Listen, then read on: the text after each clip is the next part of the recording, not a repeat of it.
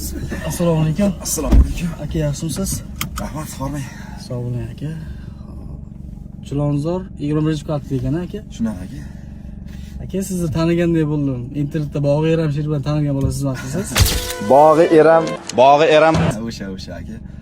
Xo'p, aka, yurishdan oldin malol kelmasa sizdan bitta she'r eshitsak bo'ladimi? Bo'ladi aka, nima haqida bo'lsa? Ota haqida bitta she'r aytib bera olmaysizmi? Iloji bo'lsa aka.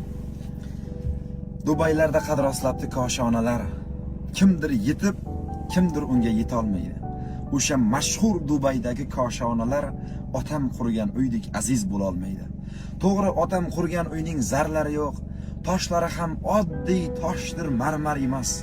Ammo otam hayot ekan shu hovlida menga Dubay koshonasi afzal emas. Rosti do'stim, bu so'zlarim hasad emas. Otam, onam bosgan izi jannat erur.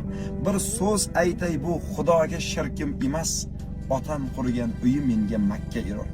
Bu so'zlarim ma'nosini kimdir bilmas, o'zicha hamma buni tahlil qilar.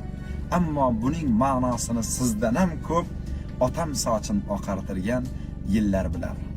Tog'dan tushmas qor bo'ling dada, baxtim uchun bor bo'ling dada.